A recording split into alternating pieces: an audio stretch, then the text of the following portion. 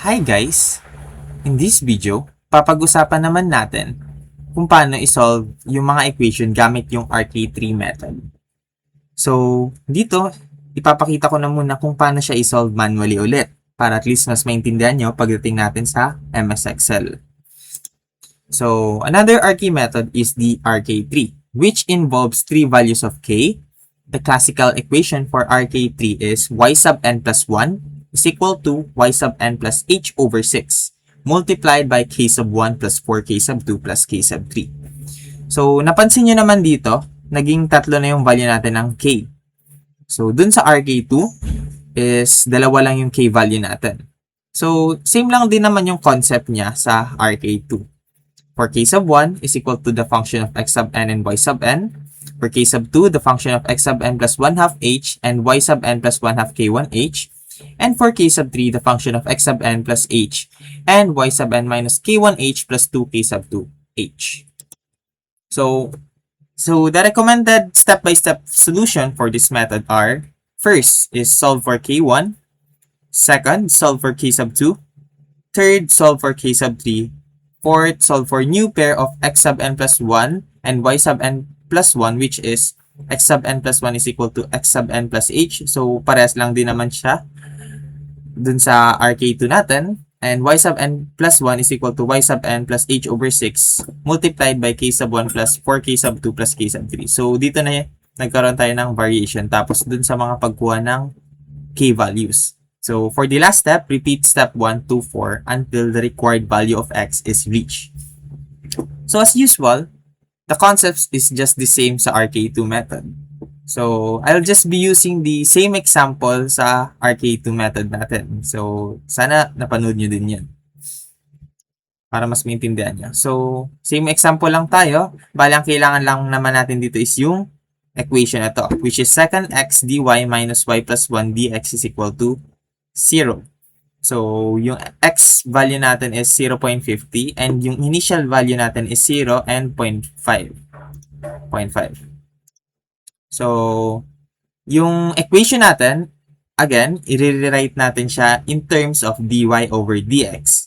So, wag niyong kakalimutan na i-rewrite muna yung equation in terms of dy over dx bago niyo siya gamitan ng method na to. So, dy over dx is equal to y plus 1 cos x. So, ito na yung magiging function ulit natin, which is the function of x sub n and y sub n is equal to y plus 1 cos sine x. So, x is 0.50, initial value 0 and 0.5 ulit, and the h value natin is 0.05.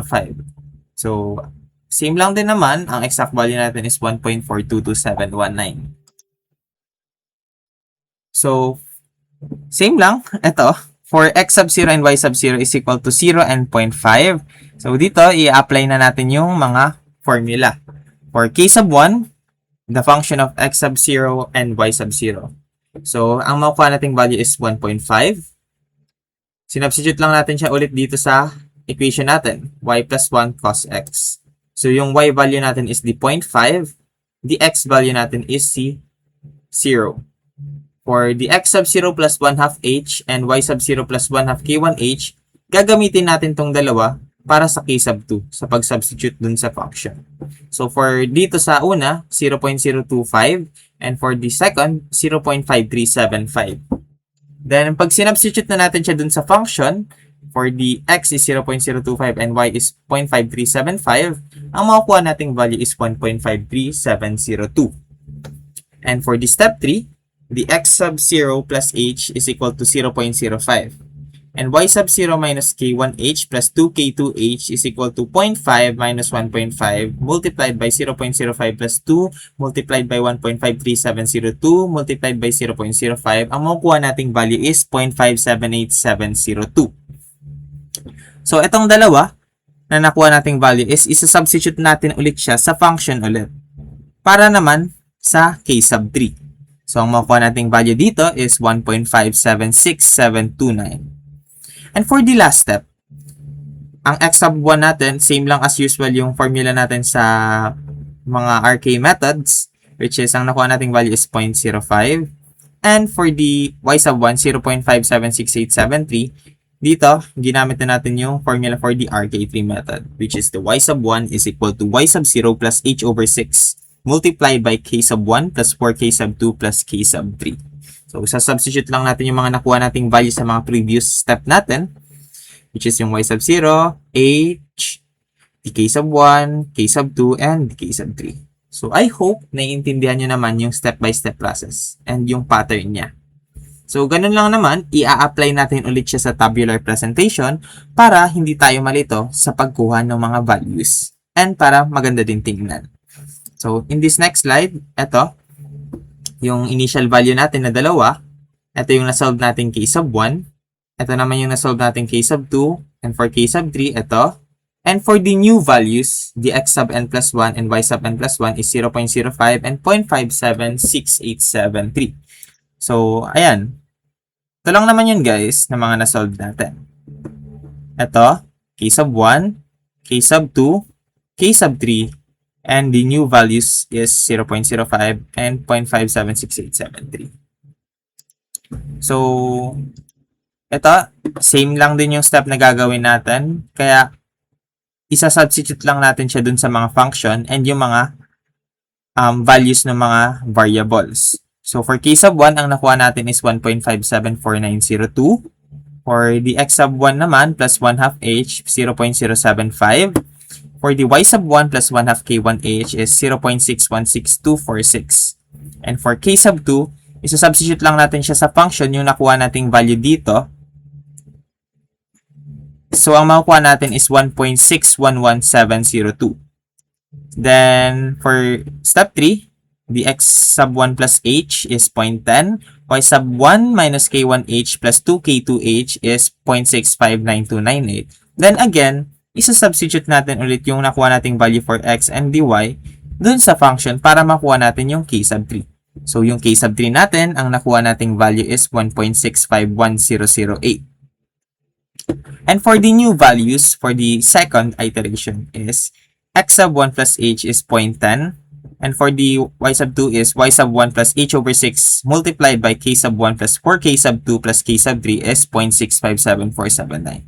As I said, tabular presentation natin para mas maintindihan natin. Hindi tayo malito sa pagkuha ng mga values. So, ito na yung panibagong value natin. So, bale, hindi ko na ipapakita yung buong manual method niya kasi mas lalong tatagal yung video natin ito and magiging boring na din.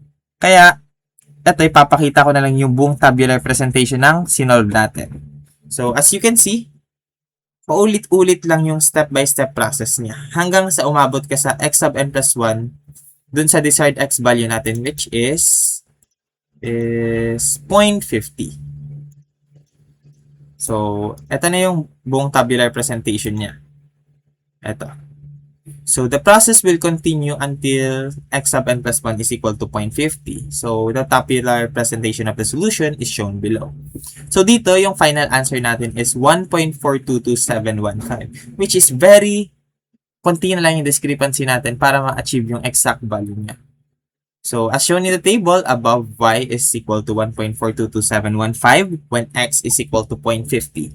So, dito naman, the relative error for this solution is 0.000281%. So, kung dun sa RK2 method natin, ang nakuha nating relative value is 0.0289%, ibig sabihin, mas accurate to. Pero, meron pa tayong isang method na i-discuss which is the most accurate method na pwede nating magamit, which is the RK4. So, I will be discussing that in the next video. So, dito, ito na yung final answer natin. So, I hope na-gets nyo naman din yung concept for the RK3 method. So, sa next video pala, ang ipapresent ko naman pala is yung Microsoft Excel naman. So, yun lang naman guys. So, thank you!